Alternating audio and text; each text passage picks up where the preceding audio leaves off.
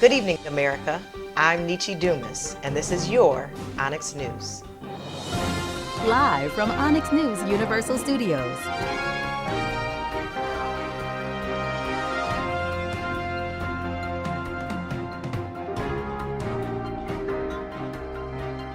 Coming up next.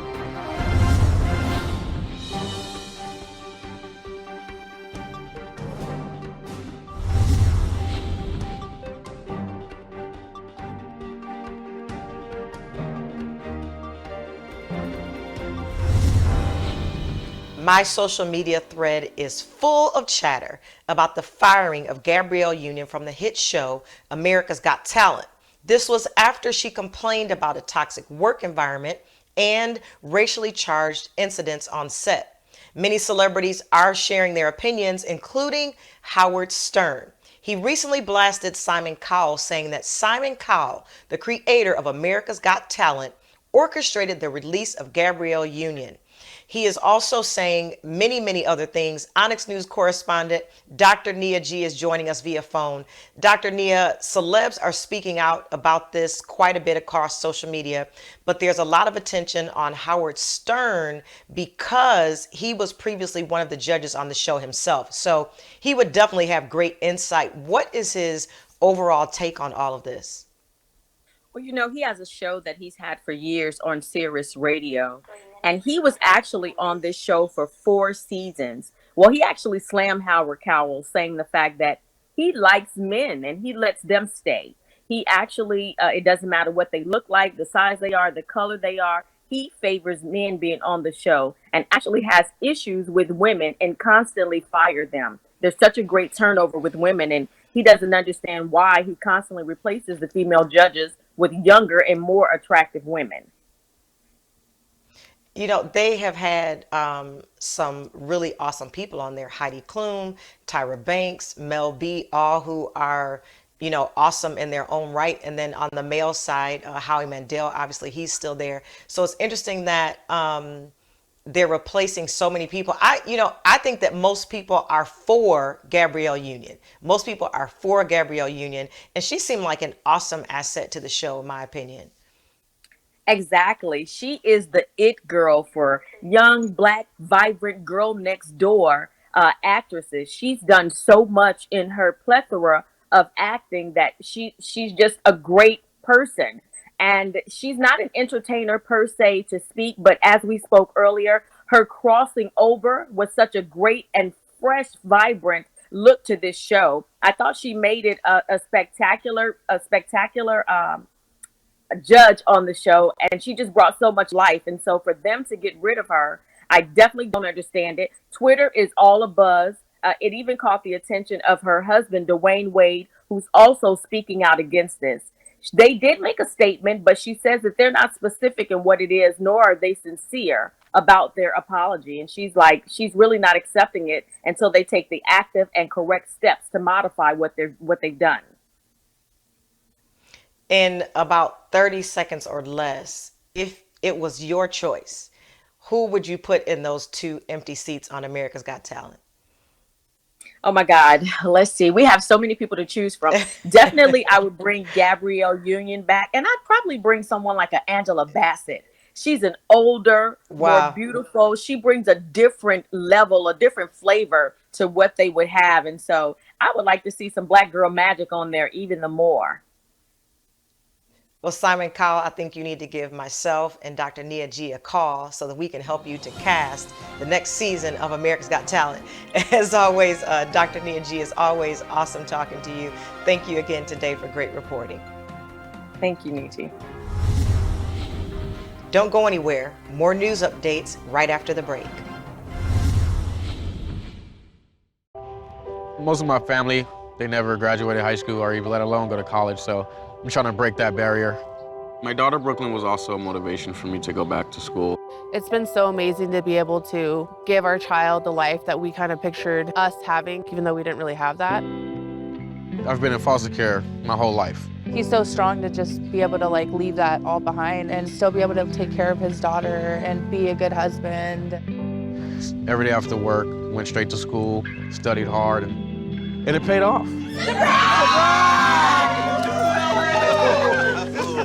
I could not have done it alone. We've been through so much in our life, and he never used that as an excuse, but as motivation to do better. I see the future is really bright for me. The high school diploma is just added to the confidence, and now I feel unstoppable.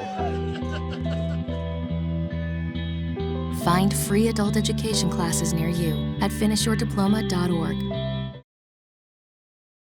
When I was in foster care, I never knew when I would have to move, so I always had my suitcase ready to go. Then one day, I was adopted. My new parents opened their hearts and home to me. My parents cook my favorite breakfast for me every morning. My parents take me on trips I never thought I would go on. They gave me a home and an even better reason to use that suitcase. My parents aren't perfect, but they're perfect for me.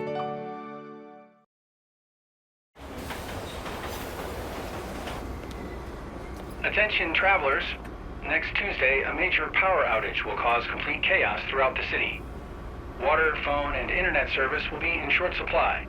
There will likely be panic citywide. Stand clear of the closing doors, please. Disasters don't plan ahead. You can. Talk to your loved ones about how you're going to be ready in an emergency. Don't wait. Communicate.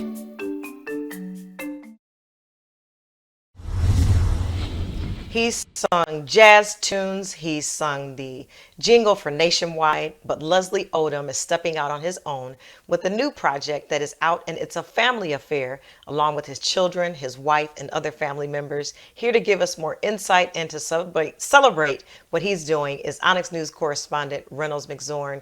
Reynolds, you know, he is accustomed to doing things for other people, but now Leslie Odom is stepping out and doing something with his own brand on it. Absolutely, Nietzsche. Leslie is introducing himself to the world with his album entitled Mr. And, you know, Leslie is no stranger to the music field, the music industry, and also acting on television. I mean, he's best known for originating his role as Aaron Burr on the Broadway musical Hamilton. And in 2016, we know he won a Tony Award for Best Musical. And, you know, this man is full of talent. He's full of inspiration. This new album is a testament for his musical ability. He's from Philadelphia. He's already taken himself from the streets of Philadelphia to the big screen. We've seen him in Grey's Anatomy. We've seen him on CSI Miami. I mean, there's nothing that it appears that this young man can't do.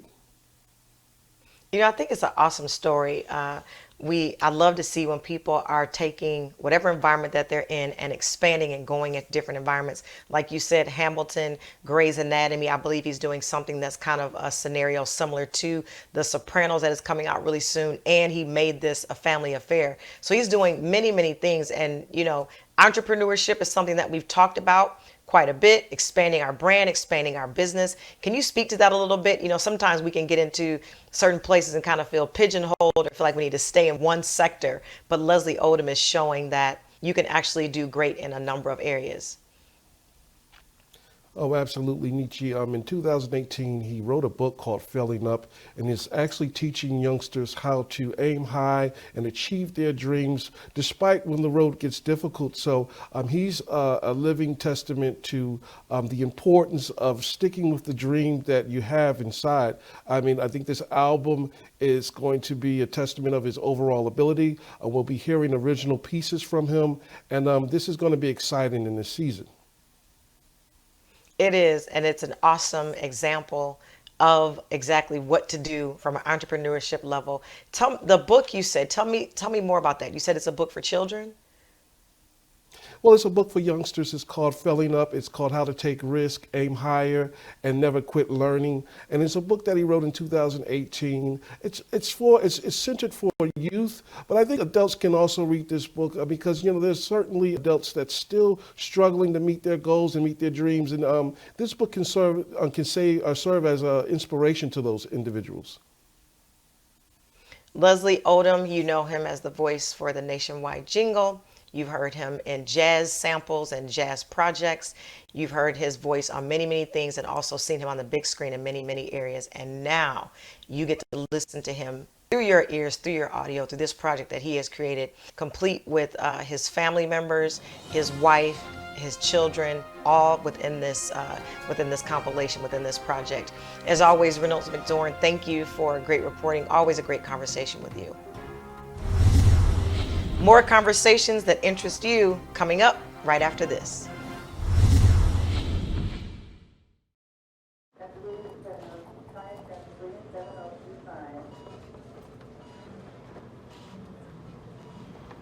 It's okay to be scared.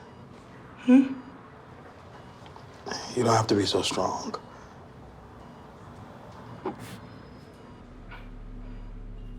Strength is not optional. This is my mother, my purpose. Real muscle is lifting her spirits between bedpans and bad news from doctors that doubt her strength. Strength is buried in bills, managing meds, and swallowing those moments of, Mom, it's me, your daughter. Remember? My strength is super, but I'm still human, right?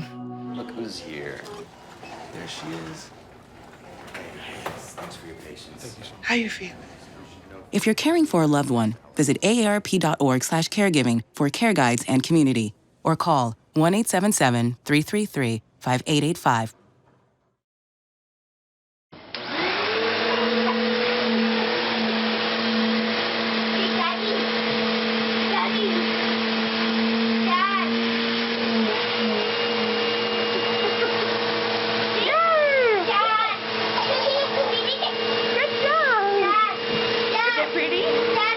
How's your hair? Is it pretty? Daddy. It's pretty. Maybe honestly, Racial disparities have narrowed over the past 16 years with the criminal justice system. There's been a recent report through the federal government that says that more African Americans are likely to be jailed over Caucasian Americans. Here to talk more about this is Onyx News correspondent Dr. Yue Thompson. Dr. Thompson, do you feel that this report really unveiled anything new, or is this something that we kind of already knew? Yeah, I have a great deal of reluctance when I review this report to ascertain how they arrived at these numbers because it's not what we're hearing and what we're seeing in the penal system across the board. While I'm hopeful that these things are drastically changing and the numbers are changing and that Black Americans are not being sentenced to more time for equal or lesser crime in America, I'm still reserving my judgment on this report. I just don't see it, and I'm sorry. I've tried. I've read it multiple times. I've looked at the various elements in it, and I still worry about the prison industrial complex in America. I think it needs to undergo some serious reform.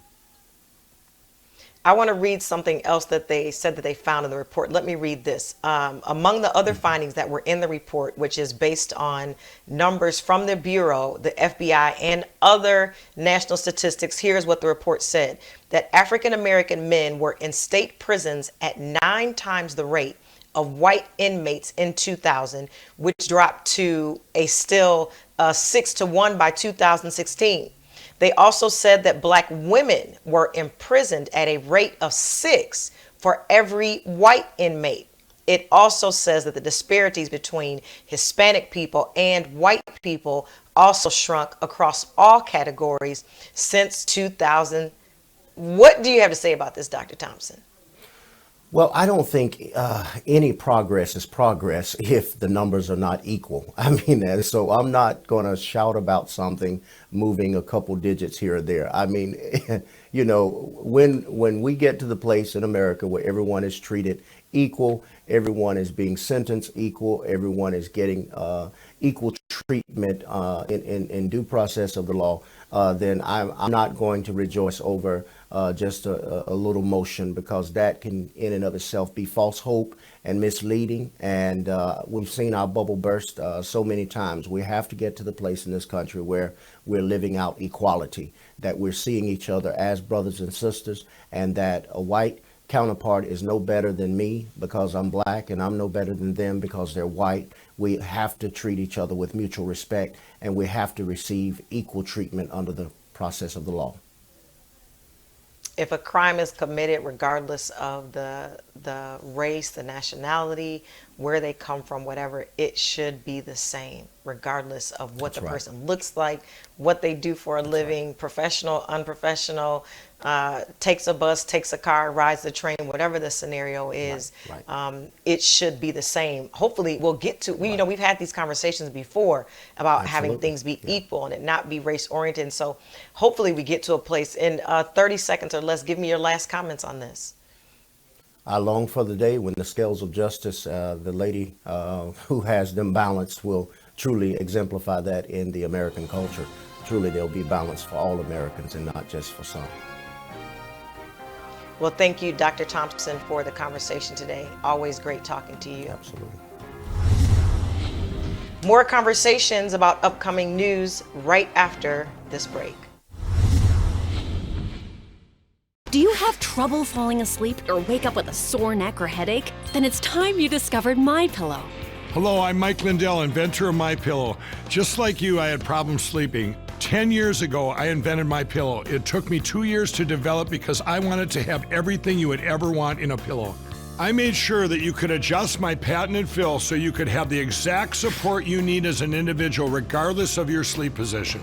I also wanted a pillow that would last, so I made MyPillow machine washable and dryable. I back MyPillow with a 10-year warranty and a 60-day money-back guarantee. Not only that, I do all my own manufacturing in my home state of Minnesota. I personally guarantee that MyPillow will be the most comfortable pillow you'll ever own. Call now or go to mypillow.com. Use this promo code to save over 50% on a MyPillow 4-pack with 2 premium pillows and 2 Go Anywhere pillows. Order now. For the best night's sleep in the whole wide world, visit mypillow.com. With the groove, show proof, keep it smooth as I bust the move. Where you step in swiftly, you with me, keep up. If not, just stop, pop a squat, put your feet up, read them, pay attention, listen to the melody. Remember what you heard, got my words to the spell of me. Top notch, got them all jumping like hopscotch, or jumping rope like double dutch in the air.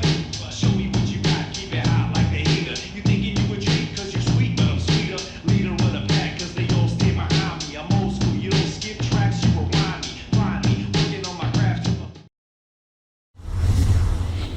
Michael Bloomberg expressed regret on Tuesday for the impact that his hard-lined policing tactics had on minorities during his time as New York City mayor and pledged during a meeting with advocates of reform to focus on criminal justice if elected to president. Bloomberg, who served as mayor from 2002 to 2013, launched his Democratic presidential campaign with an apology for his embrace of stop and frisk policing tactics, which give police wide latitude to detain individuals suspected of committing a crime and have been used to disproportionately against minorities. Here to give us more insight and a big conversation about this is Onyx News contributor, Dr. Bernard Jordan. Dr. Jordan, you know, he made an apology. Do you feel that the people are going to take this as sincere? And will it have an impact on his campaign? Well, those that want to believe Michael Bloomberg will take it as sincere, and then those that don't will find criticism around it. I think that what we're beginning to see here in America, that a lot of America's past policies have not worked, and the numbers and the statistics bear out. We begin to find 9 out of 10 people that was stopped and frisked were found innocent. And the other 10% that were found guilty, they may not was even doing anything. They might have was a warrant out for their, you know, it's just so sad that a community was under siege. This is under Michael Bloomberg. Now we begin to see that New York seemingly is becoming the political capital of the world because we have President Donald Trump, Hillary Clinton, now Michael Bloomberg, and this whole situation comes up around stop and frisk, over policing, and what it might be showing up as a national conversation that needs to happen.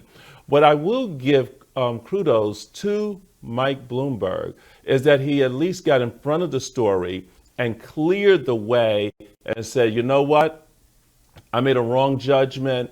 What we've done to the African American community here and Hispanics here in New York is not the future going forward. And he wants to run for president. And I think that this is very, very interesting. He definitely criticized the justice system, saying that it was tilted against African American and Latino communities, and also said that it was disgraceful, and again has promised that if he is elected as president, that this will be one of the key things that he's going to work on. Dr. Jordan, I think what's going to make or break this scenario here is whether or not the people feel that he's sincere. You know, we are in the midst of everything political is raining on us right now, and everyone is making a ploy. Everyone is giving an incentive. It's going to be interesting to see whether or not the people feel that he was compassionate about this. In 30 seconds or less, give me your final thoughts on this. Wow. Well, here's a quote from Michael Bloomberg. One of the things I look back and regret is that we were too late in seeing the negative impact that our policies to save lives were having on day-to-day lives. That's the reality of it. And I think that when we look at Michael Bloomberg, perhaps he can be the future of America. We got two billionaires, Donald Trump, Michael Bloomberg. Which one will take the stand and which one will have prison reform? Dr. Jordan, always a great conversation with you. Thank you. Don't turn the channel. We'll be right back right after the break. When I was in high school, I was physically at school, but my mind wasn't at school. I had problems at home, and that's hard when you feel like you're doing it alone. That's when I met an artist, my mom, as I'll call her. She started helping me a little bit, like, Nia, I don't know what you're doing with your life, but your future is more important. She's my strength. Just being a support for those hard days and those hard nights, not giving up on me. Thank you to my mama. I wouldn't have did this if it wasn't for her. Today is for my mama and everybody who had my back. It takes a village to help somebody get their diploma. Some people think, well, maybe it's really not that big of a deal, but it really is. It changes your whole life.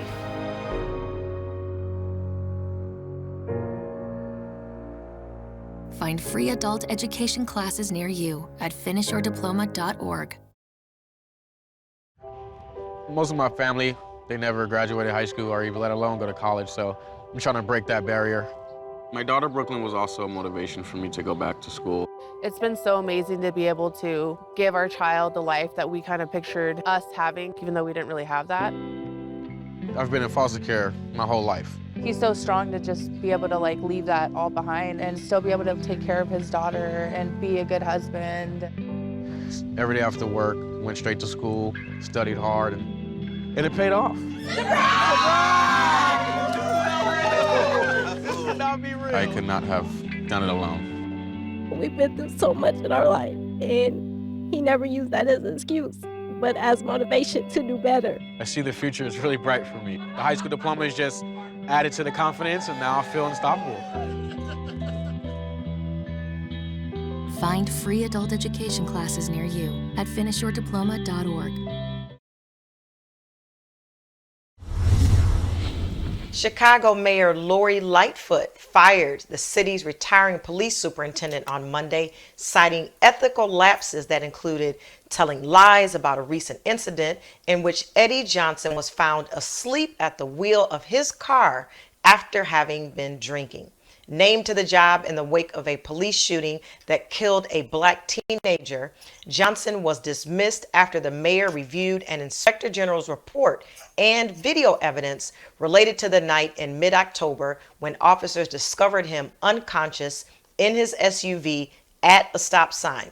He initially blamed his failure to take his blood pressure medication and said that he had had a few drinks with dinner earlier in the evening.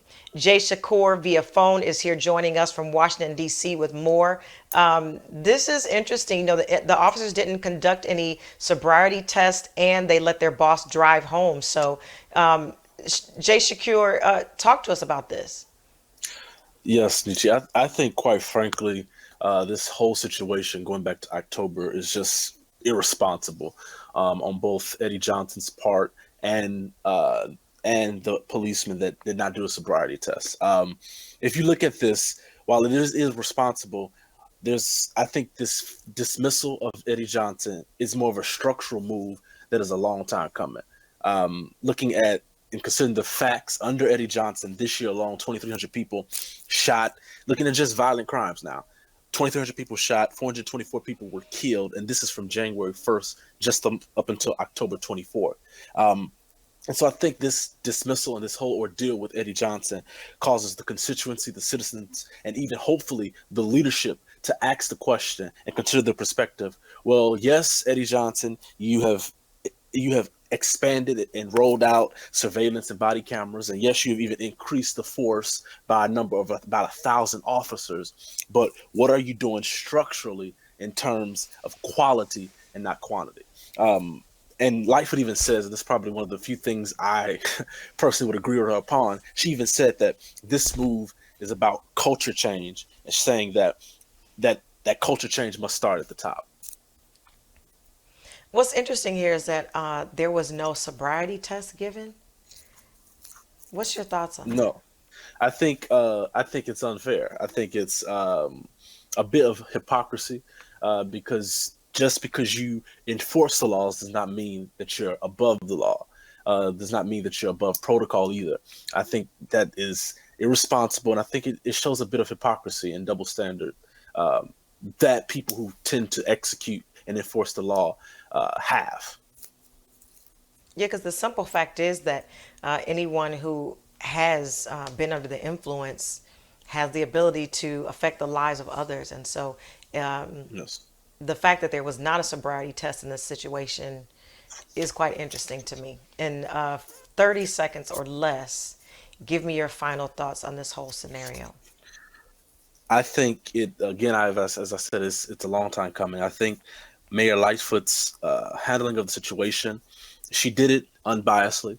She didn't let politics get involved. In this particular instance, I think that's a good thing. I think it's showing the police force and it's showing law enforcement in the city of Chicago. It's the third largest city in the nation. And it's showing them that irresponsibility, you cannot properly serve and protect if you're irresponsible. And I think this was that thing that pushed that. Jay Shakur, all the way from Washington, D.C., thank you so much for joining us. Always a great conversation. Thank you, Nietzsche. As always, thank you so much for watching.